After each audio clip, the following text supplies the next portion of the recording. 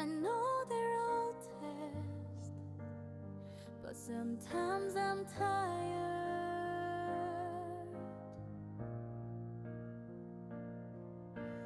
I want to give up. I really want to give up, but I'm no longer alone. Will I really have no other help?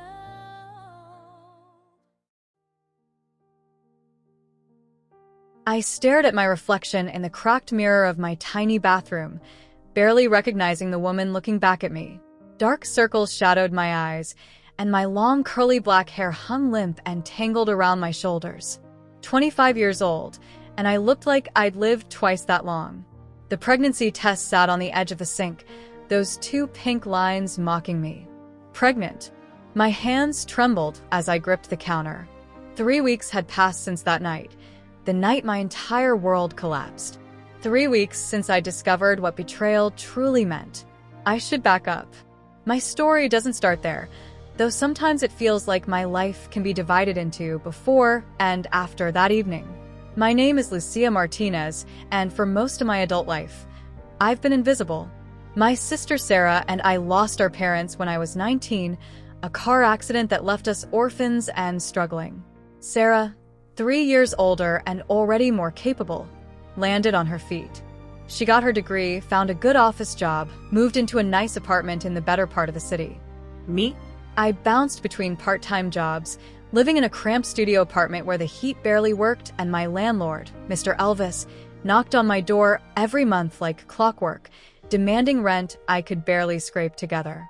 Sarah and I drifted apart after our parents died. At first, I told myself it was natural. She was busy with her career, building her life. But the truth was harder to swallow. She'd simply moved on, leaving me behind like an embarrassing reminder of harder times. Being a lesbian in our conservative neighborhood added another layer of difficulty. Sarah never seemed bothered by it. She was confident, tall, striking with her short black hair and commanding presence. She could walk into any room and own it. I was different. Slender, short, uncertain. I'd always been the weaker sister, the one who needed protecting. Coming out felt like painting another target on my back. Then I met Pamela. God, even thinking her name now makes my stomach turn, but back then, 3.5 years ago, she was everything. Pamela, with her short blonde hair, bright blue eyes that seemed to see right through me, and a smile that made me believe in possibility again. She worked at the coffee shop where I had one of my part-time gigs. I was 21, exhausted, barely holding it together, when she started coming in every morning. She'd order a cappuccino and linger at the counter, talking to me about books, music, dreams. "You're too pretty to look so sad," she said one morning, and I actually laughed, something I hadn't done in months. We started dating 2 weeks later. Pamela became my anchor, my safe harbor. After brutal shifts at my various jobs, I'd go to her apartment, and she'd hold me while I cried about unpaid bills and Mr. Elvis's threats to evict me. She'd stroke my hair and promise me that everything would get better. "I'm going to take care of you," she whispered one night, and I believed her. 3 years together. 3 years of her promises. She said she didn't care that I was broke, that I worked 3 part-time jobs just to survive. She loved me, she said. She wanted to marry me. "I'm going to propose soon," she told me 6 months ago, her fingers tracing patterns on my bare shoulder as we lay tangled in her sheets. "I want to spend my life with you, Lucia. I want to give you everything you deserve." I cried happy tears that night. For the first time since my parents died, I felt like maybe I had a future worth looking forward to. I worked harder than ever after that. I applied to better positions, studied in whatever free time I had, pushed myself until I was running on fumes. And finally, I got it, a real office job with a decent salary. Not glamorous, but stable. Something I could build on. I couldn't wait to tell Pamela. Our anniversary was coming up, 3.5 years together, and she'd been hinting that she had something special planned. I knew what that meant. The proposal. And I'd have my own good news to share. I could finally start contributing, being a real partner instead of the charity case I'd always felt like. The restaurant she chose was nicer than anywhere we'd been before. I wore my best dress, the only good one I owned, and actually styled my hair for once. My hands shook with nervous excitement as I walked through the door. Then I saw her, Pamela, looking beautiful as always, sitting at a table with wine already poured. And sitting across from her was Sarah, my sister, the one I hadn't seen in nearly 8 months, who never returned my calls, who'd made it clear she'd rather pretend I didn't exist. Lucia. Pamela stood, kissing my cheek. Her perfume was overwhelming. Surprise. Look who I ran into.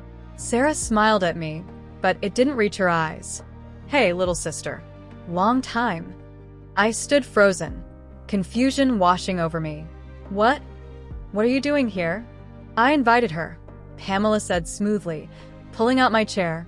We ran into each other last week, and I thought, it's been so long since you two have seen each other. What better time for a reunion? Something felt wrong. The way Pamela's hand lingered on Sarah's shoulder. The way Sarah looked at her, familiar and intimate. But I pushed the feeling down, convincing myself I was being paranoid. Sit, Pamela urged. Let's celebrate. The evening blurred after that. Wine kept appearing, glass after glass. I tried to pace myself. I wasn't much of a drinker, but Pamela kept refilling my glass, encouraging me to relax, to enjoy. To family, Sarah toasted, and something in her smile made my skin crawl. I wanted to tell Pamela about my new job, but the moment never felt right.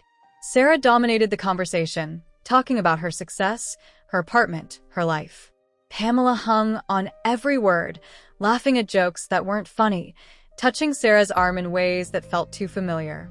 Are you okay? I finally managed to ask Pamela when Sarah excused herself to the bathroom. My tongue felt thick, my vision slightly blurred. You seem different. I'm perfect, baby. She squeezed my hand. Just happy. Aren't you happy?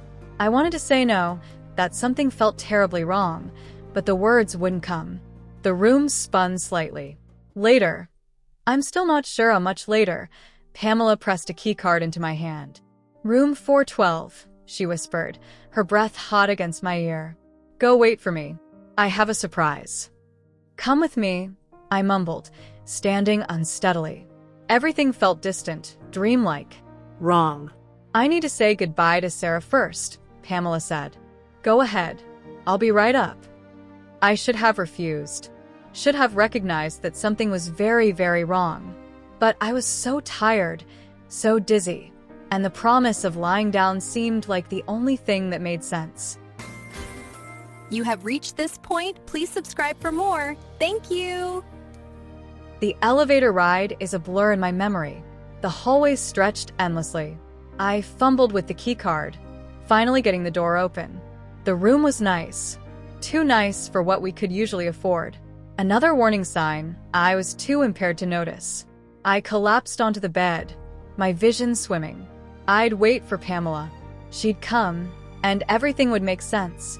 She'd propose, I'd tell her about my job, and we'd finally start our real life together. I heard the door open. Pamela.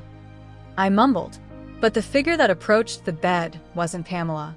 It was larger, masculine. Wrong. I tried to sit up, to scream, but my body wouldn't cooperate. Hands, rough, unfamiliar hands grabbed me. No, I managed to whisper. Please no. What happened next? I've tried so hard to forget. The pain. The terror. The complete helplessness as my body was violated in the most brutal way imaginable. I begged, cried, fought with what little strength I had. It didn't matter. When I woke the next morning, I was alone. Blood stained the sheets. My body screamed with pain. My dress was torn, my underwear gone. And Pamela, the woman who promised to love me forever, was nowhere to be found. I don't remember getting dressed. Don't remember leaving the hotel. I only remember one thought pounding through my skull. I need Pamela. She'll help me. She'll explain what happened. I took a taxi I couldn't afford to her apartment, using the spare key she'd given me months ago. The apartment was quiet when I entered. Maybe she wasn't home. Maybe she was at the restaurant, looking for me, worried sick. Then I heard it, a soft moan from the bedroom. My feet moved on their own, carrying me down the hallway even as some part of me screamed to turn around, to leave, to not see what I somehow already knew was there. The bedroom door was cracked open. Pamela was in bed, her blonde hair spread across the pillow. But she wasn't alone. Sarah's hands tangled in that blonde hair as they kissed, deep and passionate. Pamela's fingers traced down my sister's body with practiced familiarity, the same way she'd touched me hundreds of times. Pamela. My voice came out broken, barely a whisper. They broke apart. For a moment, we all froze.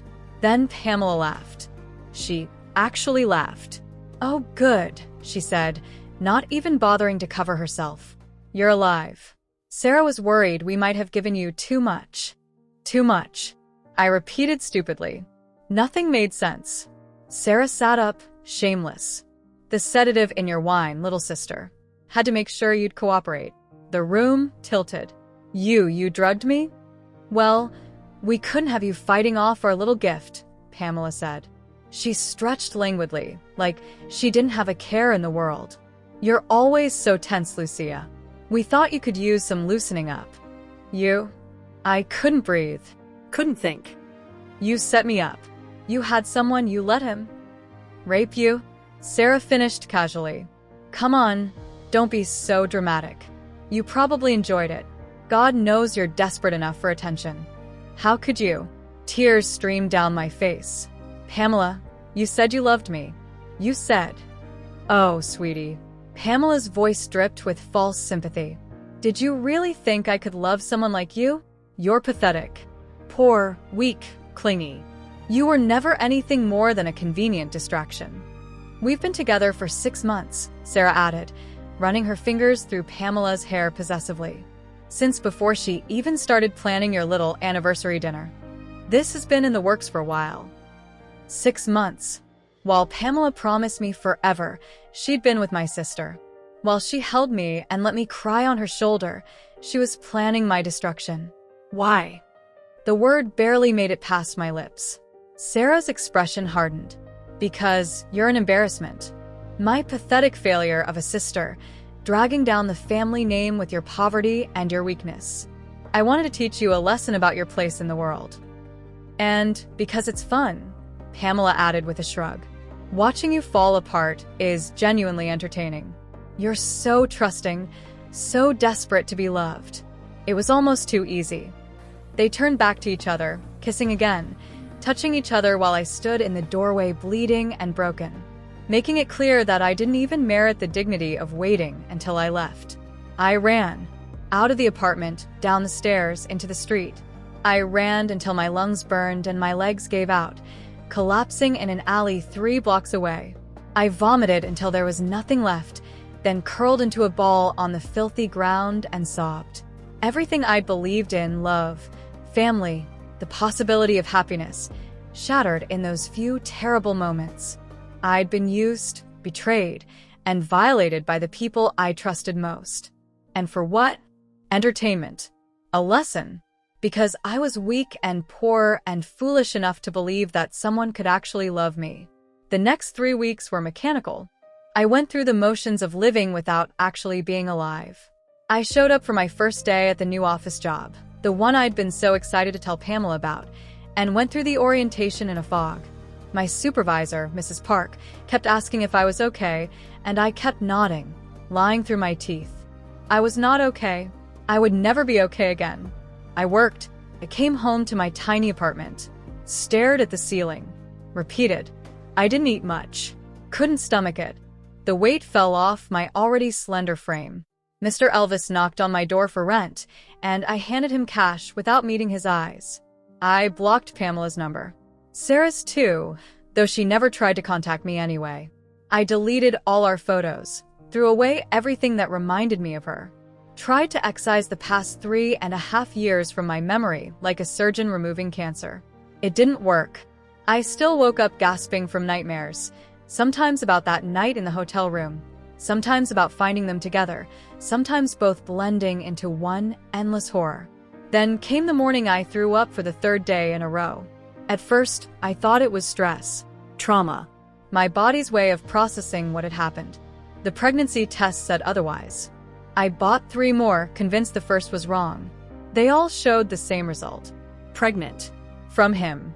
The stranger whose face I never saw, who'd been paid or coerced or just randomly selected to violate me while my girlfriend and sister orchestrated it all. I had a seed growing inside me from the worst night of my life. My first thought was abortion. Clear, simple, obvious. I found a clinic I could afford, barely, and made an appointment for the following week. But at the appointment, after the exam, the doctor, a tired woman in her 50s, delivered news that made my blood run cold. Given the positioning and some scarring, removing the pregnancy would likely require a hysterectomy, she explained gently. Your uterus is, well, there are complications. It's not a simple procedure. I don't understand, I said numbly. Removing the fetus would mean removing your ability to ever have children. It's your choice, of course. But I wanted you to understand what you're deciding. I left without scheduling the procedure. Not because I wanted the baby. I didn't. How could I want anything that came from such violence? But the finality of losing that option, of having that choice permanently stripped away, felt like yet another violation. Another thing taken from me, without my consent. Besides, I was not straight. I'd never planned on biological children anyway. Did it really matter if I couldn't have them? I told myself it didn't. Scheduled a follow-up appointment. Went back to work, but something had shifted. Some small, traitorous part of me couldn't go through with it.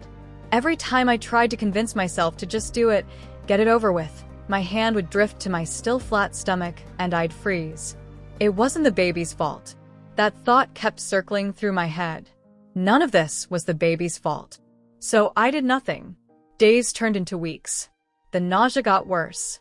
I lost more weight even as the small swell of my belly became noticeable. Mrs. Park started asking more pointed questions at work. Lucia, are you eating? You look pale. Are you sick? I'm fine. I lied. Always lying. Always pretending. But I wasn't fine. I was drowning, and I'd stopped caring whether I made it to shore. Mr. Elvis started making noise about evicting me. The apartment was a disaster. I barely had energy to work, let alone clean. Bills piled up. I was failing at the most basic tasks of survival. The only thing I did right was show up to work. It was my lifeline, the only thing keeping me tethered to reality. If I lost this job, I'd have nothing. So I dragged myself in every day, did my tasks with robotic efficiency, and left. One night, about 11 weeks into the pregnancy, I sat on my bathroom floor and laughed. Actually laughed, hysterical and broken. I'd survived losing my parents. Survived Sarah abandoning me.